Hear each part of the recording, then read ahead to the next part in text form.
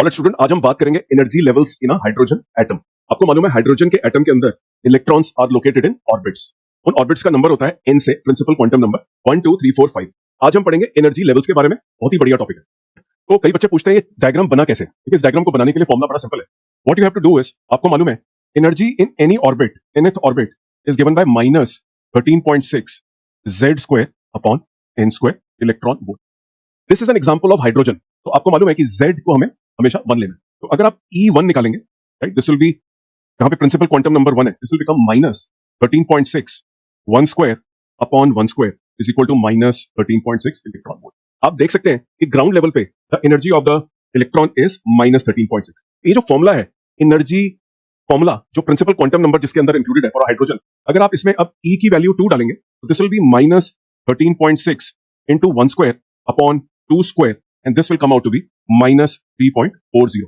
तो ये वाली वैल्यू आपको दिख रही है, राइट। तो आप इसके अंदर वैल्यू डालते जाएं n की और आपको ये वैल्यूज आ जाएंगी। इनको पहले प्लॉट कर लें, 1 2 3 4 5 6 7 8 9। आपको अपने आप दिखेगा किस तरह से ये जो लाइनें बनी हुई हैं इसके अंदर, दीज लाइंस तो आपको नजर आ रही हैं, ये वाली लाइन, ये वाली लाइन, ये लाइन, ये सारी लाइनें एक लेवल ऑफ एनर्जी है और ये नेगेटिव वाई एक्सिस की तरफ है, बिकॉज हाइड्रोजन के जो इलेक्ट्रॉन है, इलेक्ट्रॉन्स के जो ऑर्बिट्स हैं, उनमें एनर्जी नेगेटिव होती है। इसके अंदर 0 तक जाएगी एनर्जी। देखिए, आप डायग्राम में देख सकते हैं कि एनर्जी लेवल्स एक सीढ़ी की फॉर्म में लगाए गए हैं, मतलब अंग्रेजी में हम उसको बोलते हैं लैडर।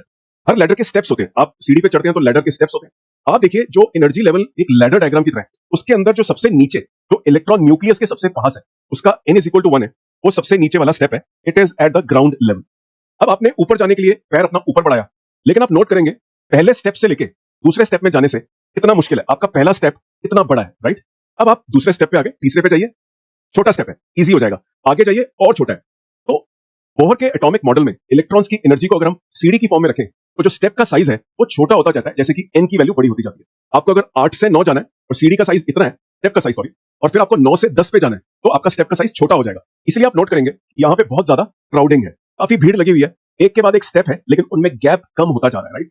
और लास्ट में आप देखेंगे एक state which is called as unbound ionised atom. इसका मतलब यह है कि इलेक्ट्रॉन अब इंफिनिटी पे चला गया और ग्राउंड स्टेट से या न्यूक्लियस से अब वो लिंक्ड नहीं है। मान लीजिए एक इलेक्ट्रॉन ग्राउंड स्टेट पे था, हम उसको कितनी एनर्जी दें कि वो आयनाइज हो जाए? +13.6। क्यों? क्योंकि ग्राउंड स्टेट में इस इलेक्ट्रॉन की एनर्जी है -13.6। आपने भी 13.6 दी और इसकी टोटल एनर्जी 0 होगी। नीट के पेपर में अगर आपको पूछा जाता है कि आयनाइजेशन करने के लिए कितनी एनर्जी देनी है, तो उस इलेक्ट्रॉन की एनर्जी नोट करिए, वो माइनस में होगी, उतनी ही प्लस एनर्जी दे दीजिए और इलेक्ट्रॉन आयनाइज हो जाएगा। आयनाइजेशन एनर्जी का मतलब होता है ग्राउंड स्टेट से इंफिनिटी। अगर आप 2 से इंफिनिटी जा रहे हैं, उसको हम बोलते हैं सेपरेशन एनर्जी।